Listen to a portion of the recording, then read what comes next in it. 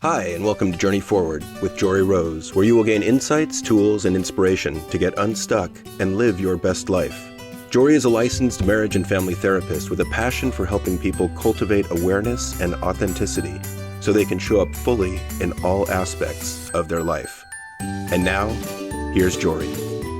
Hey everyone, and welcome back to Journey Forward with Jory Rose. I know this is going to be such a fantastic conversation with my guest today, Diana Rowan. Diana, welcome. Thank you so much for taking the time out of your day. And I know just based on what we've already shared in our little chit chat before hitting record, there's so much you and I can connect around. And I'm really excited to share with our listeners about the gifts that you bring to the world and what you offer. Please introduce yourself.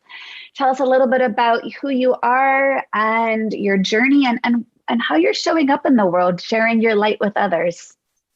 Thank you. So my name is Diana Rowan, and I'm originally from Ireland, but I grew up all over the world because my dad was a diplomat for the Irish government. And eventually I landed in Berkeley, California, which is where I've been for all my adult life, although I still travel a lot. And I grew up starting music at a young age, and right away it became apparent I was going to be a professional musician. I loved practicing. My parents couldn't keep me off the piano. I just felt like I had entered this golden world as soon as I started playing. I felt like... How old were you when you began? How old were you when you felt that inner light just begin to shine, knowing this was your passion? You know, I began tinkering around on the piano probably as young as 6 years old, because my dad bought a piano for my mom who had played when she was a child. And so I would noodle around and things like that. And eventually my parents thought, well, you know, we should get her some piano lessons. So I started formal lessons at 8 years old. And just right away, you know, loved it so much. And it really was the only career I entertained at all. But here's the horrible plot twist, is I progressively got horrendous stage performance. You know, we could even call it like performance anxiety. I think many people would relate to that in terms of public speaking. Just like the worst feeling. It's so all-encompassing. How far into your music life did that performance anxiety kick in? And what did it look like for you? What did it feel like? Yeah, even when I was 10 years old, it started. And it looked like I would dread performing for weeks ahead. I would cry about it. I would try to find ways to get out of the performance. I felt like I was supposed to somehow beat all the other children, and I didn't want to do that. It was presented almost like, oh, you're going to be the best. And I just did not relate to music that way. Like it wasn't a competition. Yeah. No, but you know, I was in the classical world, and this was, you know, quite a while ago. The classical world has loosened up in a lot of ways, but back in the day, your only trajectory as a pianist to become a soloist was to win competitions. And I became aware of that really quickly and realized I have to try and win. And yet it wasn't in my nature. You know, I didn't enjoy competition. I do see people who enjoy it. You know, they love the chase. They enjoy the drama of it all. They relish it. And there are people like that, but I'm not like that. So I'd say by 10 years old already, it was showing up pretty badly. And my piano teacher at the time was an incredible, intuitive teacher, but she had no performance anxiety, which is actually fairly rare. And I think she thought I would just grow out of it. And eventually I moved to other countries and I studied with other teachers who were also wonderful, but I think I tried to hide the extent of my problem as well, because I felt like it was a bad sign. I felt like, you know, if I'm this anxious about it, maybe I'm not cut out for it. You know, I'm doing something wrong. If I practice harder, I won't have this. And it didn't really seem to matter how much I practiced. I would still get this feeling like I was being chased, like this looming thing would start coming after me.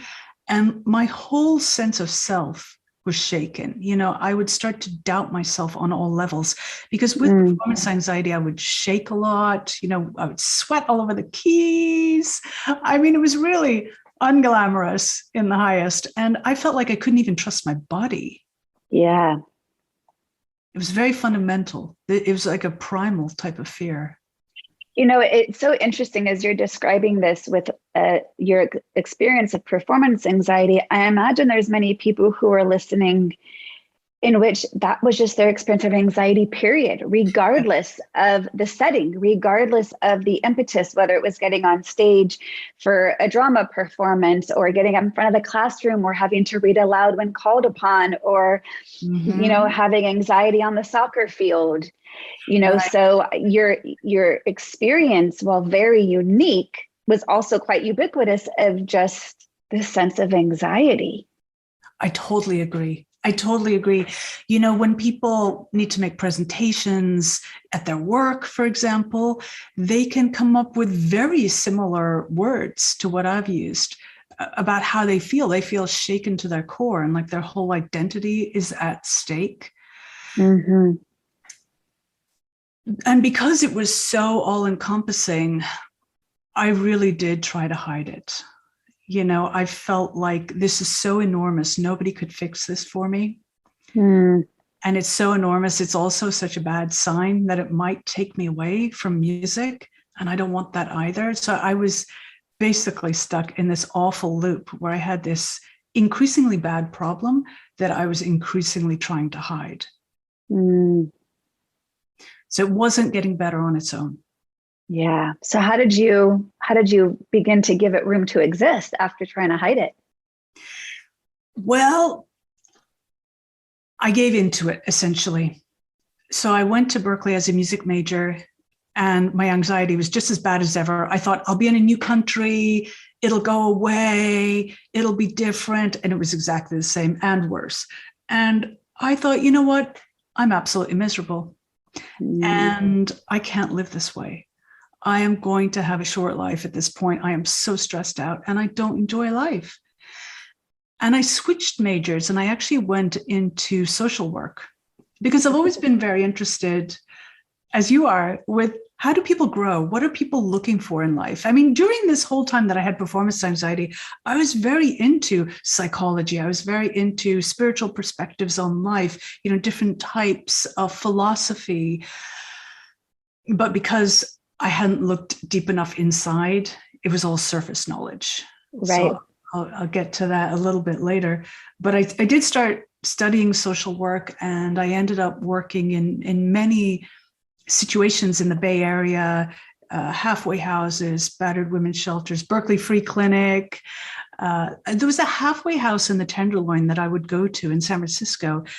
And I was an intern there. And eventually people would find out I could play piano. And I remember this particular guy who had really struggled terribly with addiction, so hard and so long. And he heard I played piano. He said, I've always wanted to play some blues. Could you show me something? And I was like, well, I know nothing about blues, except I do know the chord progression. So I will show you that. And so I began showing him on the piano, and he began moving his fingers on the keys, and like this kind of delight came over him, this kind of dignity.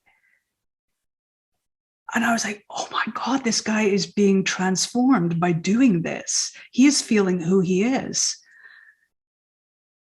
And it was him, along with other experiences like this, that reminded me why I did music.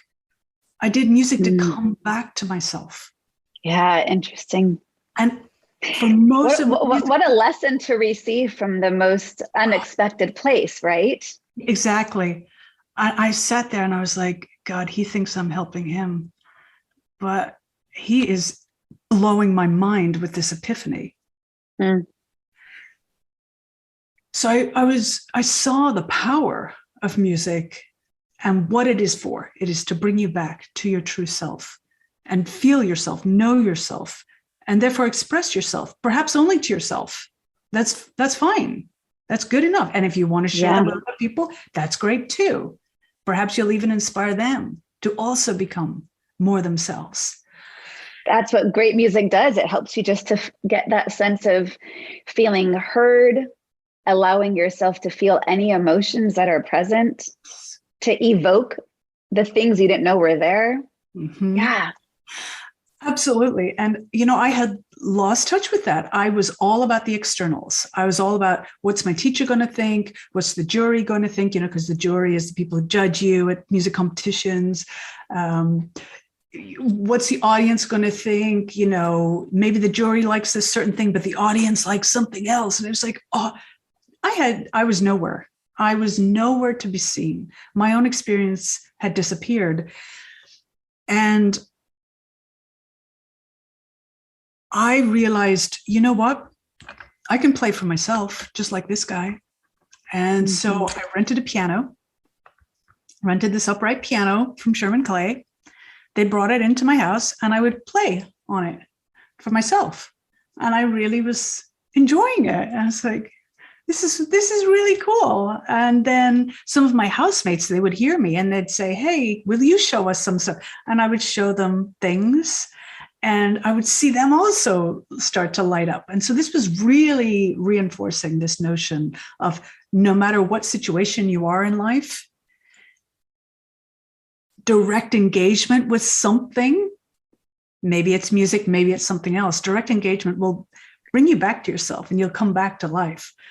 And I thought, this is just so cool, so energizing. And I thought, well, I probably could teach some people.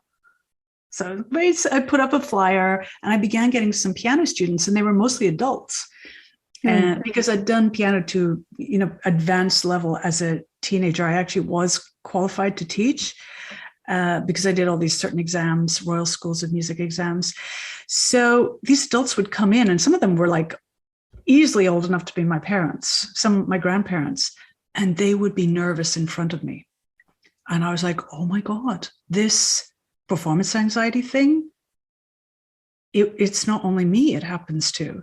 This happens to other people too. And they are afraid of displeasing me or being seen by me. And I began to realize actually how normal it is.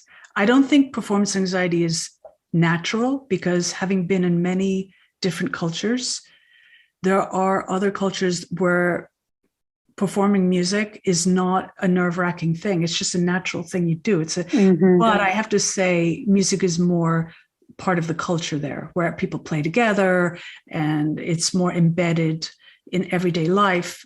In the West, we tend to have the performer on the stage and everybody else sit there and listen.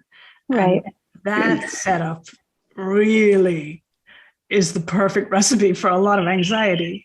Well, it's so interesting as I've been listening to your story and these beginning parts of your journey and this range and kind of roller coaster of emotions.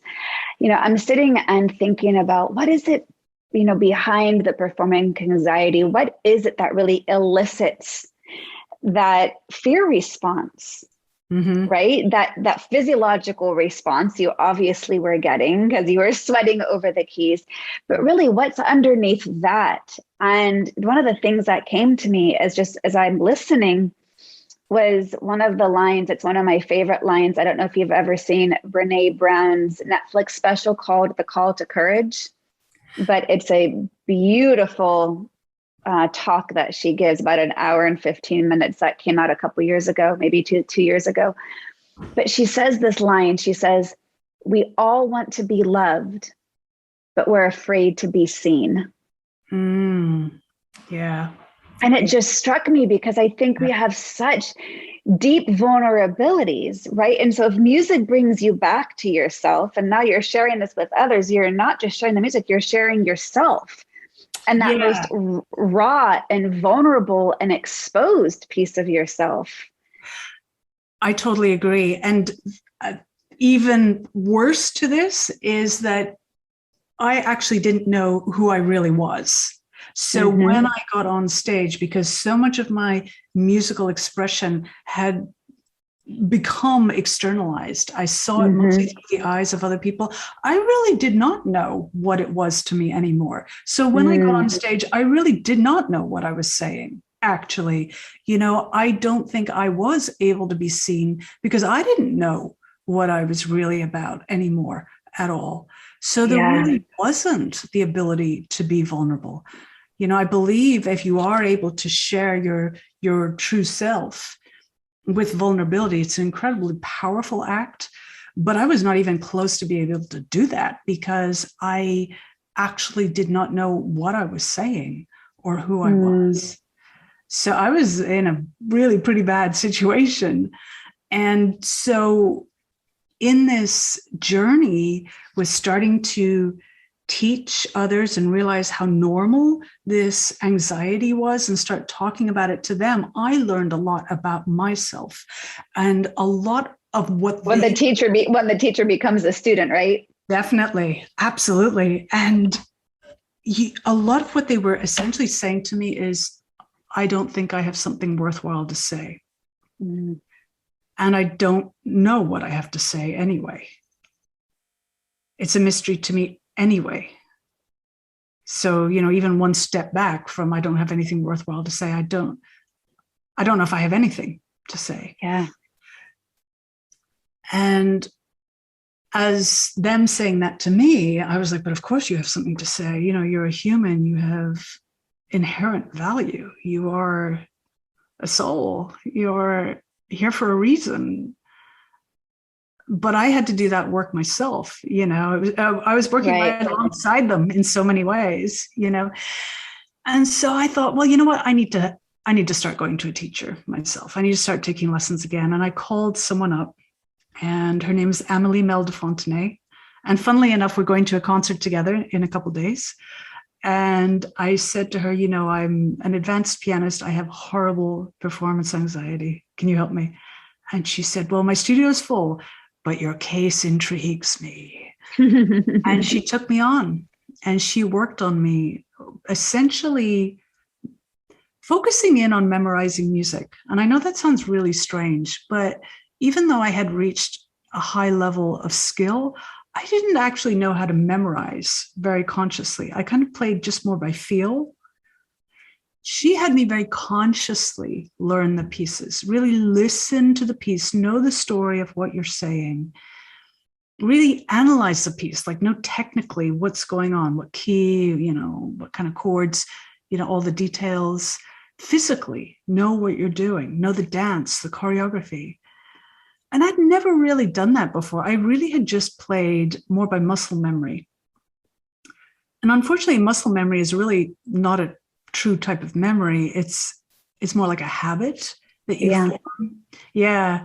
So you can't consciously recall it. And if the habit gets broken, like you're playing a piece by muscle memory and you make a mistake, you have to start all over again. You have to trigger the habit. Come back from the beginning. Right. Yeah. Yeah. This was a revelation to me. And so it gave me a huge amount of confidence that she was so full bandwidth in her approach.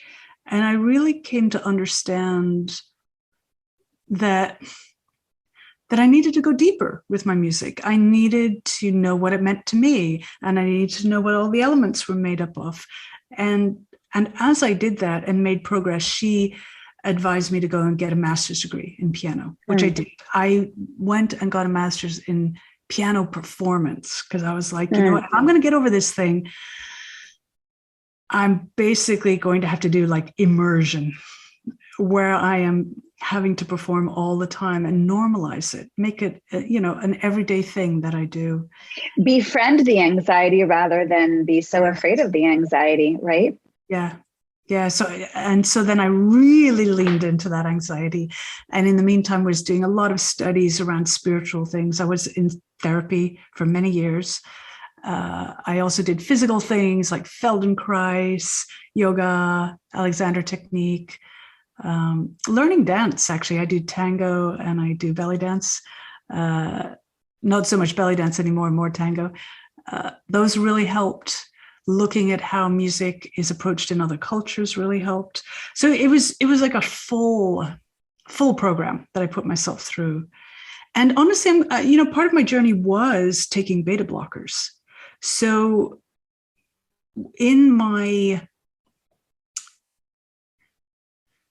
I think with my first teacher, Emily, and the therapist I was going to, she saw me preparing for my audition for the master's degree, and I was just beside myself, because I'd made progress, but I still was not cured. She said, I really think you need to look at beta blockers. And I am so glad I took them, because they gave me, for the first time in my life, a benchmark for not feeling like I am going to go into a full-blown panic, where it was actually impossible for me to panic. It gave me a rewiring of my brain where I got a new option. Yeah.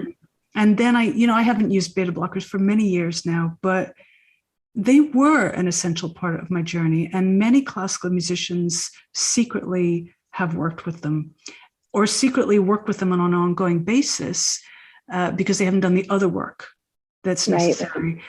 And, it's a big secret. And I just don't want it to be a shameful thing, because you know what? It really, really helped me. Will it cure you? No, but it will give you a massive leg up if you were someone like me, who was literally on the edge of a panic every time I even thought about going on stage, So. And we all need that assistance, right? It's that belief of it doesn't have to be that hard. And when you can get some of that extra assistance that can give you that little teeny boost, then you gain the confidence to know I can do it. Exactly. So was even something interesting. I want to go back to one thing you said. It was really interesting when you said I couldn't memorize the music. Yeah. Right before your teacher taught you how to really understand it from a technical standpoint. And that makes perfect sense to me. It's actually one of the ways that I explain the reciprocal relationship between our emotional brain and our executive functioning. Right. So whenever our emotional brain gets activated, that amygdala fires off, which is our emotional alarm. It's going to shut down that prefrontal cortex. And it's, that prefrontal cortex, is where we've got all of our language communication, learning and retaining information. And I give the example of a kid on stage forgetting their piano piece for a recital, because when that emotion has taken over, the part of their brain that has that knowledge is inaccessible in that moment. Absolutely. Right. It's like when you're angry and you say things you don't mean. When you're stressed, you can't think straight. When you're anxious, you've got that fuzzy mind and you can't make a decision. Like when you're nervous, you forget things. And Absolutely. So, it's almost like by going back to that technicality of learning the material was almost like this reciprocal relationship of helping quiet down that emotional brain as you strengthened that executive functioning there. And this is, I love bringing it back to some sort of context around helping people understand how their emotions are affecting different aspects of their executive functioning, and to say, look, it's not your fault. Your brain has been wired in such a way that welcome to being human. It's not easy. And when we can understand that we are being wired in such a way that is going to be hard, and if we can learn that without shame, to say, I'm unworthy of sharing my gifts with the world, whatever that may be, then we can begin to take that step towards some healing or some progress, whatever word you want to put on that. But it just struck me as really interesting. So thank you for letting me insert that. Definitely. I love that you're saying there is so much hope. There are so many solutions. You don't have to suffer like this. No. I really thought I was cursed with this situation. And I thought this is probably the end of the road for me. In fact, I did think that when I gave up music in college. And it was such a sorry and sad feeling. I felt so defeated. If someone had told me what you just said, I would have had so much more courage to get that incredible stuckness that I was in. I did feel I am stuck. I felt like I'm finished, actually, not only stuck, but finished. And there's just so much hope. I mean, it's actually fairly There's so much hope. What we go through. And if we just understand things, a little bit more and take some actions on them. So Yes. What you described about bolstering the more executive actions so that you have confidence, you have backup. Should you get into a bit of a panic, you know that you've done your work beforehand and you can lean on those conscious types of memory. Yes. It's such a confidence booster, and really enough, you don't get the panic. It just can't even get much of a foothold because you're already like, I'm not going to forget my name. I know this thing so well, it's like my name now. Mm-hmm. So it's such a beautiful journey of some really deep exploration. And, again, I'm trying to pull out as I listen to it, how could this relate to our everyday experiences? Yeah. And I love what you said of, maybe I don't know who I am or know what I have to say. Yeah. And I think that's so true of so many of us, right? Yeah. And yet, where did we get the idea we had to know? Like, can't that just be the journey in and of itself? Is I'm going to, take the next 50 years of my life just figuring out what that is. And there is no way I'm supposed to know this just because I'm 10 years old and have an interest in something, or I'm 20 years old and I'm beginning a job, or, whatever it is. Yeah. My listeners will know that I've said this many times before, especially in recent episodes. But I just think that we need to start this whole new paradigm shift, that when a baby is born and whoever is standing around, whether holding this baby in their arms or looking over a bassinet or, the first time visiting, and instead of just looking at this child as if they are perfection, which they are, because we are all whole beings as we're born, right?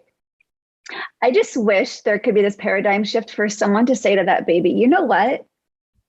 It's going to suck a lot of the time. And when it does suck, just know you'll get through it, and just know that you're normal. Don't let it, decrease your worthiness. I just want to set you up for success, knowing life is going to be hard a lot of the time. And that's okay. I just think if we all grew up knowing we didn't have to have it all figured out, that our bumps and our twists and our turns were actually the path versus the wrong path, right? Like, how much more healed would we all feel as a humanity, or connected with others who are in suffering, or compassionate to our own selves and obviously to the people we were connected with? I don't know. I think we should start this new trend. I love it. One of the most powerful things, my second piano teacher, the one that I work with during my master's degree, his name is Roy Bogus. I was nervous before a performance. Admittedly, it was getting better and better, but I was still nervous. And he said, Diana, people aren't thinking about you when you're performing. They're thinking about themselves and their own story. And that was a huge liberator for me, because I was coming to the realization that I play music to come back to my true self. Mm-hmm. And express my true self, and thereby hopefully encourage others to do the same, others to also come back to their true selves, and also to express themselves in whatever way they choose. And part of that expression, authentic expression, involves expressing pain and challenge. If someone gets up there and tries to say, I'm perfect, no one wants to hear that. No. It is not that interesting. It's pretty boring. Really, how we relate to people is that openness, that vulnerability, as you mentioned earlier. When you share that, you actually become invincible. Mm-hmm. Nobody can fault you for sharing your true experience. Maybe they don't relate to it. Maybe they don't even like it. but they can't fault you, and you can't fault yourself because you told your truth. Yes. And that is fundamentally what I came to about music. It's be more you all the time. So I have a membership for harpists where they tap deeper and deeper into their creativity. And one of them has created one of our slogans, which is the letter B, and then more you, the letter U. Go more deeply into who you are as an artist. Yes. Whatever it is that you like to play more of that. Be more of who you truly are. And the beauty about that really is it doesn't stop at just whatever music you're playing. It's going to trickle effect, if not waterfall, into all the other aspects of your life as well. That's exactly true. So when you mentioned about the baby and when you were saying, you know what, there are going to be a lot of times that suck and are going to be really, really hard. That's actually a huge beauty of the journey, because as they go through those challenges and meet them with courage and come to some kind of resolution with them, they have a lot to teach us. Wisdom grows, we evolve. You know, I think we're evolving a lot on this kind of level now, versus in the past, you know, we were physically evolving a lot. Now we're consciously evolving. And it's going to be through those challenges that we actually evolve. If everything is just, you know, cocktails on the beach, there's no growth. There's no growth in that. No. And there's actually no meaning in it. I mean, it's a lovely experience. Yeah, I'd like some of that right now. And there's not a lot of there's not a lot of depth, and there's not a lot of growth. Yeah. And it's not that interesting to talk to someone, and that's all they have to share. You know, in fact, it's fascinating when someone tells a story of struggle and they share that with you, and maybe they've got partway out of it. Maybe they've gotten all the way out of it. Maybe they haven't gotten out of it all at all, but they're still sharing. There's an incredible intimacy that you feel with that person. And, you know, the great irony with performance anxiety is we're afraid of making mistakes. Mm-hmm. But the weird thing is, when you share your vulnerabilities and your mistakes, you become so much more lovable. In many ways. You actually become loved more and trusted more.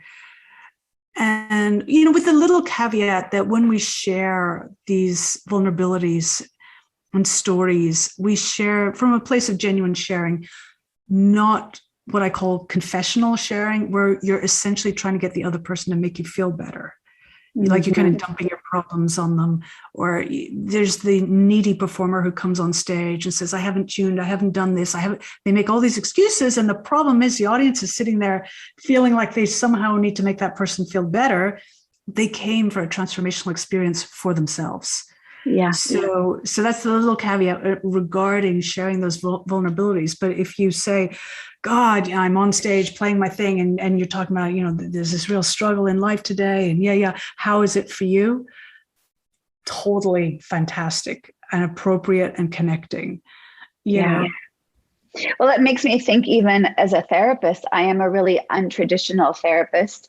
And I will say this, you know, right off the bat, when I have an exploration call with a potential new client, and, you know, I'm untraditional in that I don't have that blank slate kind of empty one-sided relationship with my clients, because I don't think that it breeds authentic connection. I show up as a whole person. If you say, you know, hey, Jory, it's so nice to see you. How are you today? I'm not going to give you a synopsis of everything in my life, but I'm not just going to be like, oh, God, oh, fine, good, thanks. How are you? Like, you know, I'm having a hard day and I'm getting through it. Thank you so much for asking. I'll have an authentic response. Yeah. And I will share details of my life that is in service of the work in an effort to role model, hey, you know what? I've been practicing these tools too, and I still get stuck. So if you still get stuck, there's something wrong with you. You're human. I'm human. And let me share with you how it looks like to put these tools into practice. I love what you're saying. And so many of my clients love that they get to know this aspect of myself, because I'm simply role modeling my own vulnerability in an effort to make them feel safe in their vulnerability, pretty much to say, hey, if I can do it, you can do it. There's nothing special about me. We are the exact same because we're human. And it makes absolutely no sense to me that a therapeutic relationship is designed in which one person says nothing about themselves and the other person is supposed to say every single thing vulnerable in their mind. It doesn't feel authentic to what we are seeking in relationships in our everyday lives. So I'm not inappropriate in my sharing. It is always in service of meeting my client where they are at, with an honoring of, I see you, I get you, and here's a window into this knowing that you're understood, not because I've been trained to understand you. And while the details of our lives are different, our emotions are the same. Yeah. And that's what's going to connect us. And that's, I end up forming very deep relationships with my clients in a very boundaried, appropriate way, but to me, in a very authentic way, because I think that authenticity breeds deeper healing. I totally agree with you. And when we try to model perfection, it only makes us further apart. Because if we don't share ourselves authentically, the fact is most people will project that we have a perfect life because that's all they see. And it is a very dangerous notion, this perfectionism, for all the reasons that you said. And probably the worst one being that we become divorced from our true selves. We basically take on this false persona that doesn't exist anywhere. And people don't relate to us. We don't relate to ourselves. And we're terrified of growing because we can't admit we've made a mistake. And if we can't admit we're making mistakes, we're not going to grow. There's nothing to grow from if we're perfect. So it's this kind of catastrophic situation that starts cascading when we get into perfectionism. So in the system that I teach for creativity, when it comes to what I call the integration phase, which is where you're practicing, I really emphasize not using judgment when you practice yourself, and instead use discernment. So judgment says something's good or something's bad. So even if you say something's really, really good, oh, that was great, I did really great, and you don't detail why, you don't discern why, you can start getting very suspicious, superstitious. Like that's where you think you have your lucky tie or your lucky socks. It happened because of the sock. And it's because you haven't really owned why that was a success. I am a huge fan of documenting your wins and your fulfillments and saying why they happened. I love that. I played this really well because I told the entire story of the song, or I had this fantastic conversation with this person, which is a totally creative act. So for me, creativity is whenever you directly engage with something. So we're being really creative right now. Yes, we are. I love it. Yeah, indeed. So yeah, creativity can be gardening, raising children, cooking. I mean, it's certainly not only art. So when we document our wins and we say how they happened, then we can fully own them. And our self-esteem goes up. And that is a good thing. It's good to have self-esteem, healthy self-esteem. It is not good to have low self-esteem. This is where we start seeing people act out of fear and making poor decisions in a number of arenas. So as we build up that self-esteem, we also build up our resilience and our joy. So these are big things I focus on. I love it. And so, when you were talking about the baby, I heard, resilience training. You're preparing them to have resilience for the world. There are going to be challenges, but they're there for a reason. They're there so that you'll learn and you're going to grow, and it's going to be amazing, and it's going to be really hard, and you're going to be exhilarated. And it's going to be okay in whatever it unfolds to be, right? And some part of that is letting go of the attachment to what we thought it would look like. Yes. So growth could look very, very different. I mean, I did not expect my career to look like this, where I really thought I'm going to be a classical pianist. Instead, I am a classical pianist, but even more, I play the harp now. And I have a couple of CDs and I do a lot of concerts, at least I used to before the thing happened. And I'm a writer. I have a book and I have a membership where I teach people how to tap into their creativity. And I'm really, much more of what you might call a creativity coach. I didn't, of course, know that existed back in the day. But here's the incredible plot twist is if I hadn't gone through all this suffering, there's no way I would know what I know now. There is no way. There have been times, that I've said, I wish I never had that anxiety because I would be, here or there, you imagine where you're going to be. And then I say to myself, but you would not be here. And this is really pretty great. So. Oh, Diana, I love it. I love this conversation with you. I could talk with you for so long about so many different aspects of this. And, just tapping into creativity is in and of itself something that causes a lot of anxiety for people. And I see this with a lot of my clients. They, we also aren't raising creative kids. There's layers to the roadblocks to creativity. And what I'm hearing you say partly is it's engagement. Yes, it's 100%. And that's a beautiful way, because I think so many people would judge themselves to say, but I'm not a creative type. Yes, I hear that all the time. I hear it all the time. And I always have such fun with, I bet. Yeah, going through exercises with people to show them just how creative they actually are. I had a wonderful meeting with Mary Grant, who she's a designer. She's actually an Irish designer from Dublin as well, the same town as me. And she had me come on and talk to her membership, which is about women who want to revamp their wardrobes to be more them. And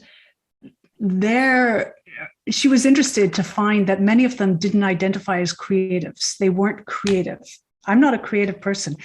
And so I came and talked to them and we did a bunch of exercises. And at first I said, so who thinks they're creative? And one person put up their hand.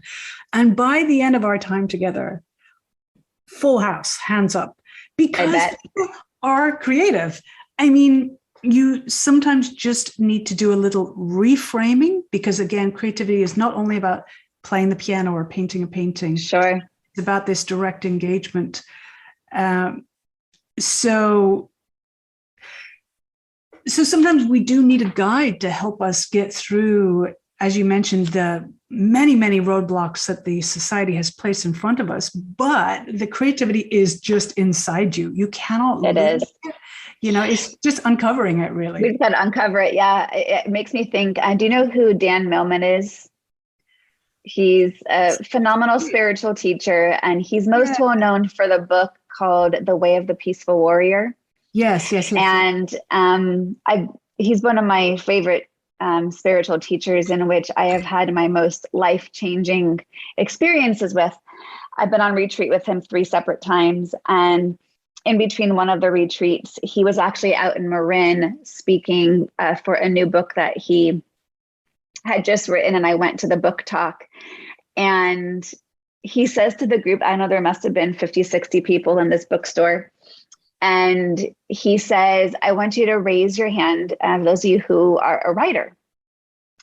And maybe just 2 or 3 people are like, maybe I'm a writer, I don't know.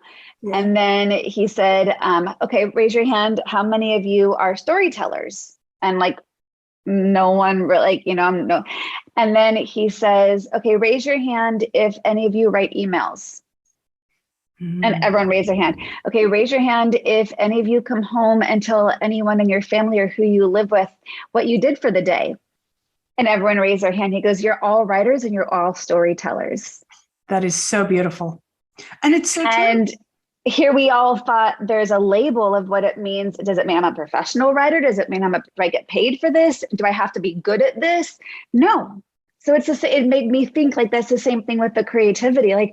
We all are in our own ways, whether or not we're getting paid for it. It's our job. It's what we do. We're just simply part of being human.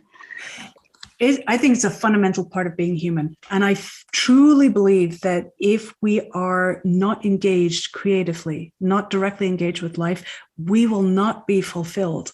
I do think that is fundamental, that we do need the direct engagement. If we spend our lives watching other people's lives, on screens and scrolling through their Instagram feeds and reading about other people, watching the news, all these things that are other people doing things, we are not going to feel fulfilled in life. Feeling fulfilled does not have to look super dramatic. It could be that instead of, going through Instagram, you actually sit there and make yourself a meal. And you feel that fulfillment of taking care of yourself and creating something, putting something together. It could be growing a little plant on your windowsill and just tending it a little bit every day and watching that creativity happen that you are helping manifest. Because if you don't take care of it and water it, it'll die. Yeah. These things can provide incredible fulfillment. Absolutely. Yeah. Well, Diana, I love the work that you're doing, and I definitely agree that there is such a thing as a creativity coach. And it's something that is much more needed beyond just the music you're teaching. And I know you've got a challenge coming up that is actually happening this week. We've made sure this episode was out in time for you to let the listeners know. So tell us a little bit about the challenge that you've got offered. So it's called the Infinite Inspiration Mini Retreat, and it's all online, and it really is mini. It's only 15 minutes a day. And the whole aim of this 4-day experience is to reignite your inspiration. Because I believe we can deliberately cultivate inspiration. This is part of my thrust about creativity being a direct experience. You don't have to sit around. I love it.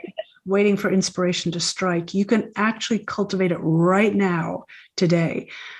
And guess what?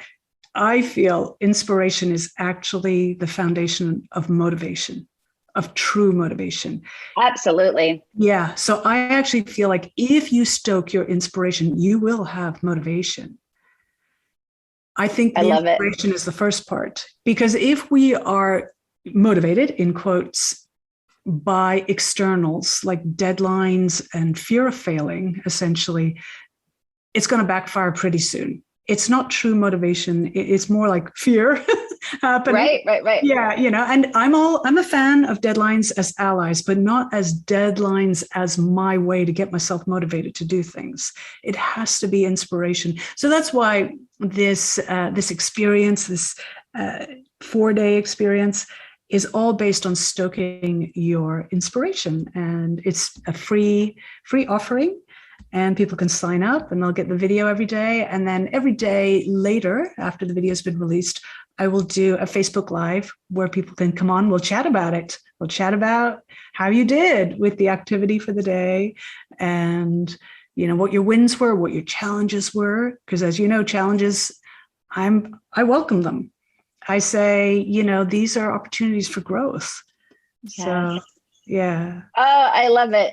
Every time we've talked about the challenges, the images I'm having in my mind is actually from the day that this episode gets released. In 1 week, I will be in the midst of leading my women's retreat at Marival in Tucson. Oh. And one of the main focuses of this women's retreat is kintsugi. Do you know what kintsugi is? It's the Japanese art of healing, in which they paint the cracks of a broken piece, like a bowl with gold. Yes. And we are basically going to kintsugi our way through the retreat of looking at our cracks and filling them with gold, because that's the beauty that makes us unique. And that is the journey of our path. And to not see those as the negative pieces of ourselves or the broken pieces or the shameful pieces or the judgmental pieces, but really, no, these are what makes you you. You wouldn't be you without these pieces. So it's such a beautiful and such a beautiful intention that we're both talking about, right? And it's looking at our hardships and not shying away from being vulnerable with it and expressing it. And that through that vulnerability, that's like you said, it's where a true connection, and we're going to be able to be inspired by others' vulnerability. Exactly. Isn't it strange that we have such fear about it in Western society? I feel the fear is starting to break down. Do you feel it too? I do. And I think this is actually one of the gifts of COVID. I honestly do, because it has stripped away a lot of our abilities to run away from our fear, because a lot of the healthy or unhealthy coping mechanisms weren't available. So people have been forced to face it versus go to the bar, go to the gym, go travel, right? So we're just beginning to get back to that. But in the past 18 months, from my viewpoint, I believe in the goodness of the world, and that everything, is a lesson that we can learn from, despite the hardships. And this is not to discount the immense amount of suffering and lives lost, right? What are we here to learn from this, right? And this is one of those things that when we can actually step towards it and embrace it, it's not as scary as we once thought. So beautiful what you're saying. I feel like when people can do this, when they can step into the unknown, because although my book is called The Bright Way, kind of the plot twist at the end is it's actually about having the courage to shine light into the darkness, because the fact is most things will be unknown in our lifetime, in the universe around us. We won't know everything. And if we are afraid of the dark, of the unknown, we will be afraid all the time. And when we're in this place of fear, that's when we make poor decisions. When we are in a place of courage, which can absolutely be, in a place of unknowing, we don't have to know everything, but we have the courage to be vulnerable and share. I believe, like I think you do, that people are good. I think people are fundamentally good. And when they come back to their true selves, they are good. Yes. And if their behavior is super bad, we see many examples of that all the time these days. It's like, well, that person is not bad, but they have a lot of pain and they have a lot of things they're covering up and they're extremely unaware. The only solution is going to be them feeling like they can be more themselves, safe enough to be themselves. And it may be too much of an ask for this lifetime, but it's the only solution. I feel. Oh, such deep and beautiful, and I think relatable things that we've brought to conversation today. And I love the creativity that we've shared together. And I definitely look forward to continuing our conversation offline, as we are, pretty close to one another. So we should definitely connect as well. And I hope that all of you guys listening have been sparked with some inspiration around, pushing past what we otherwise would name our deepest dark spots, and recognizing that there's a lot of light inside of that to bring out, and maybe you just need a guide. So the show notes will reflect the links where people can get to your challenge, and any other ways. How can they best reach you if they want to find you? So my website is my name, DianaRowan.com. That's the easiest one-stop shop, and we'll make sure that that's in the show notes as well.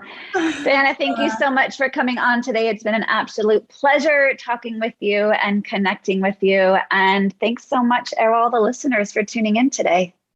Thank you so much. I had a great time talking with you. Wonderful. All right, everyone, take care and be well. To continue your journey forward, find Jory Rose on Facebook and Instagram to become part of her growing community. You can also gain access to her meditations, books, online classes, or to sign up for an upcoming retreat. Visit her at joryrose.com. That's JOREEROSE.com.